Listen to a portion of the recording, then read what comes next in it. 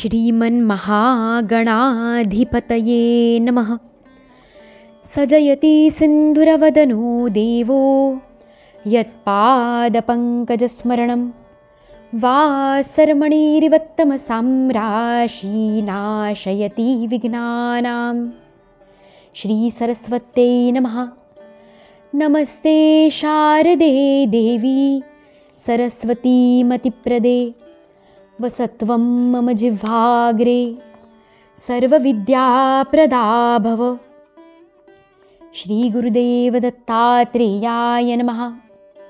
कृते जनार्दनो देवश्रेतायां रघुनन्दनः द्वापारे रामकृष्णौ च कलौ श्रीपादवल्लभः।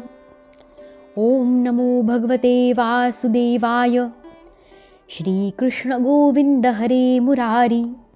हे नाथ नारायण वासुदेव प्रद्युम्न दामोदर विश्वनाथ मुकुन्द विष्णोर्भगवन् नमस्ते। श्रीमद्भागवत महापुराणं तृतीय स्कंध अथ द्वितीयोऽध्यायः। भगवंतांच्या बाललीलांचे उद्धवाने केलेले वर्णन। श्री शुकदेव म्हणाले, जेव्हा विदुराने परमभक्त उद्धवाला अशा प्रकारे त्याच्या प्रियतम श्रीकृष्णासंबंधी विचारले, तेव्हा त्याला आपल्या स्वामींची आठवण झाली आणि त्यामुळे त्याचे हृदय उंच बळून आल्याने तो काहीच उत्तर देऊ शकला नाही. जेव्हा उद्धव 5 वर्षांचा होता, तेव्हा बालपणी खेळतानाही श्रीकृष्णांची मूर्ती करून तिच्या पूजेत इतका तन्मय होत असे की न्याहारीसाठी आईने बोलावले तरी तो येत नसे. तोच आता पुष्कळ वर्षे त्यांच्या सेवेत राहून म्हातारा झाला होता.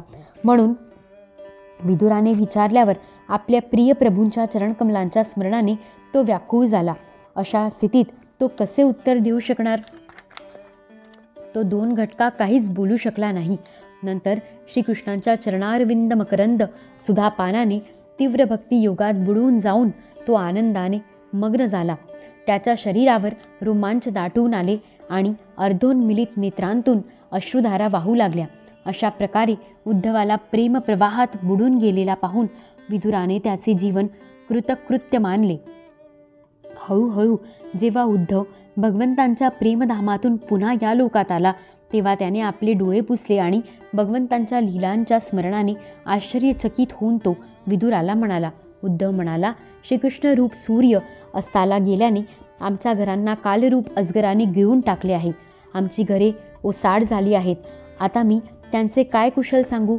अहो, हा मनुष्यलोक केवढा अभागी आणि त्यातून यादव तर अतिशय भाग्यहीन आहेत, जे नेहमी श्रीकृष्णांच्या बरोबर राहूनही त्यांना ओळखू शकले नाहीत. जसे अमृतमय चंद्राला समुद्रात राहत असतानाही मासे ओळखू शकले नाहीत. यादव लोक तर मनातील भाव ओळखणारे मोठे समजूतदार आणि भगवंतांच्या बरोबर एकाच ठिकाणी राहून त्यांच्याबरोबर व्यवहार करणारे होते. तरीसुद्धा ते सर्वजण समस्त विश्वाचे आश्रय सर्वांतर्यामी श्रीकृष्णांना एक श्रेष्ठ यादवच समजले. परंतु भगवंतांच्या मायेने मोहित झालेले हे यादव आणि भगवंतांशी विनाकारण वैर करणारे शिशुपाल इत्यादी यांच्या अवहेलना आणि निंदायुक्त भाषणाने भगवंत हेच ज्यांचे प्राण आहेत त्या महात्म्यांची बुद्धी कशी विचलित होत नाही? कधी विचलित होत नाही.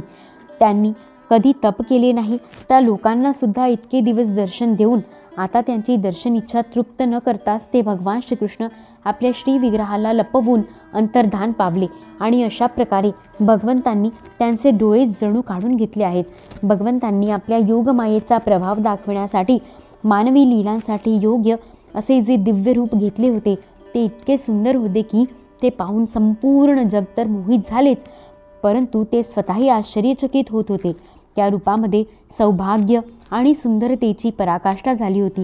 त्यांच्या अंगावरील आभूषणे त्यांच्या सौंदर्यामुळे विभूषित झाली होती. धर्मराज युधिष्ठिराच्या राजसूय यज्ञाच्या वेळी जेव्हा भगवंतांच्या त्या नयन मनोहर रूपावर लोकांची दृष्टी गेली, तेव्हा त्रैलोक्यातील लोकांना असेच वाटले की सध्याच्या मानवसृष्टीच्या रचनेमध्ये विधात्याची जेवढी चतुराई आहे ती सर्व या रूपात पूर्णतया उतरली आहे. त्यांचा प्रेमळ हास्य विनोद आणि लीलेने पाहण्याने सम्मानित व्रजबालांच्या नजरा त्यांच्यावरच खिळून राहत असत आणि त्यांचे चित्त असे तल्लीन होऊन जात असे की त्या घरातील कामधंदा अर्धवट सोडून पुत्याप्रमाणे उभ्या राहत असत. चराचर जगत आणि प्रकृतीचे स्वामी असलेल्या भगवंतांनी जेव्हा असे पाहिले की शांत स्वभावाच्या महात्म्यांना आपल्याच घोर रूपात असलेल्या असुरांकडून पीडा होत आहे, तेव्हा ते करुणेने द्रवले आणि अजन्म असूनही बलरामासह लाकडातील अग्निप्रमाणे प्रगट झाले. अजन्मा असूनही वसुदेवाच्या घरी जन्म घेण्याची लीला करणे, सर्वांना अभय देणारे असूनही जणू काही कंसाच्या भीतीने व्रजवनात जाऊन लपून राहणे आणि अतुल पराक्रमी असूनही कालयवनाच्या समोरून मथुरा नगरी सोडून पळून जाणे या भगवंतांच्या लीला आठवून मला काही सुचेनासे होत आहे. देवकी वसुदेवांना नमस्कार करून श्रीकृष्ण म्हणाले होते, तात माते, कंसाचे मोठे भय असल्याकारणाने मी आपली काही सेवा करू शकलो नाही. या माझ्या अपराधाकडे आपण लक्ष न देता माझ्यावर प्रसन्न असावे. श्रीकृष्णांचे हे शब्द जेव्हा आठवतात तेव्हा आजही माझे चित्त व्याकुळ होते. कालरूप असलेल्या ज्यांनी आपल्या केवळ भुवया वाकड्या करून पृथ्वीवरील सर्व भार नष्ट केला, त्या श्रीकृष्णांच्या चरणकमल परागाचा सुगंध घेतलेला कोण त्यांना विसरू शकेल. आपण सर्वांनी राजसूय यज्ञाच्या वेळी प्रत्यक्षच पाहिले की श्रीकृष्णांचा द्वेष करणाऱ्या शिशुपालाला अशी गती प्राप्त झाली की जी योगी कठोर योग साधना करून प्राप्त करू इच्छितात. ज्या श्रीकृष्णांचा विरह कोणाला बरे सहन होईल. शिशुपालाप्रमाणेच महाभारत युद्धामध्ये ज्या शत्रुपक्षाच्या योद्ध्यांनी आपल्या डोळ्यांनी नयनाभिराम श्रीकृष्णांच्या मुखकमलाचे अवलोकन करीत अर्जुनाच्या बाणांनी घायाळ होऊन प्राणत्याग केला, ते सर्वजण पवित्र होऊन भगवंतांच्या परमधामाला प्राप्त झाले. स्वतः भगवान श्रीकृष्ण तिन्ही लोकांचे अधिपती आहेत.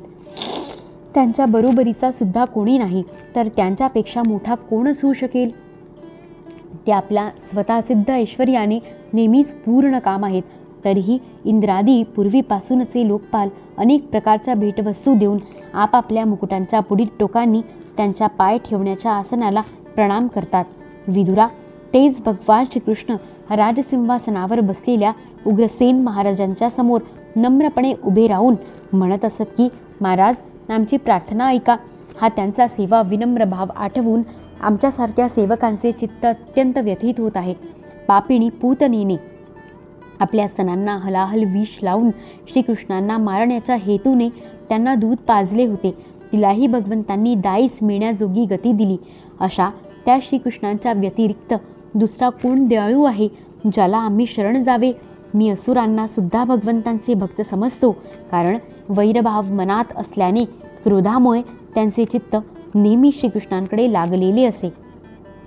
रणभूमीमध्ये सुदर्शन चक्रधारी भगवंतांना खांद्यावर घेऊन आपल्याकडे झेपावणाऱ्या गरुडाचे त्यांना दर्शन होत असे. ब्रह्मदेवांनी प्रार्थना केल्यावरून पृथ्वीवरील भार नाहीसा करून तिला सुखी करण्यासाठी भगवंतांनी कंसाच्या कारागृहात वसुदेव देवकीच्या पोटी अवतार घेतला.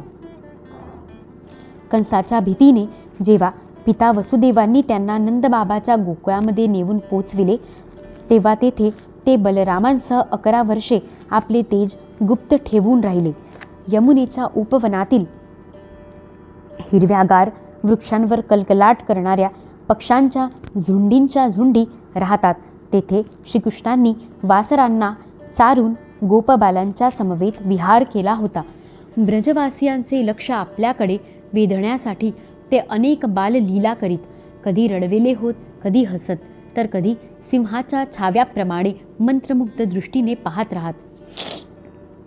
पांढरे शुभ्र बैल आणि निरनिराळ्या रंगांच्या गायींना चारता चारता ते आपले साथीदार गोपाळ बालकांची बासरी वाजवून करमणूक करीत असत. याच कालात त्यांना मारण्यासाठी जेव्हा कंसाने पुष्कळसे मायावी आणि इच्छेनुसार रूप धारण करणारे राक्षस पाठविले, तेव्हा त्यांना भगवंतांनी लहान मुलांनी खेळणी मोडावी त्याप्रमाणे सहज मारले.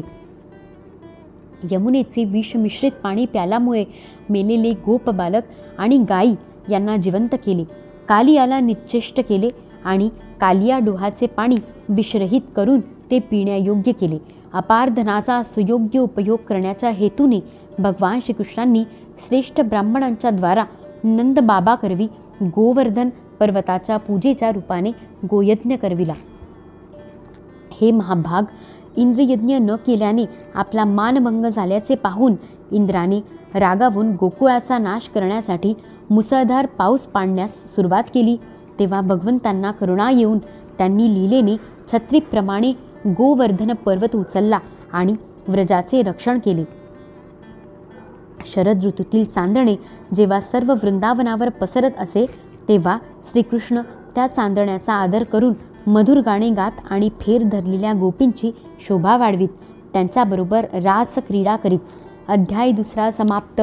इति श्रीमद्भागवते महापुराणे पारमहंस्या संहितायां तृतीयस्कन्धे विदुरोद्धवसंवादे द्वितीयोऽध्यायः. यदक्षरपदभ्रष्टं मात्राहीनं तु यद्भवेत् तत्सर्वं क्षम्यतां देव नारायण नमोऽस्तु ते. मंत्रहीनं क्रियाहीनं भक्तिहीनं सुरेश्वर यत्कृतं तु मया कर्म परिपूर्णं तदस्तु मे. भवे भवे यथा भक्तिः पादयोस्तव जायते तथा कुरुष्व देवेश नाथस्त्वं नो यतः प्रभो.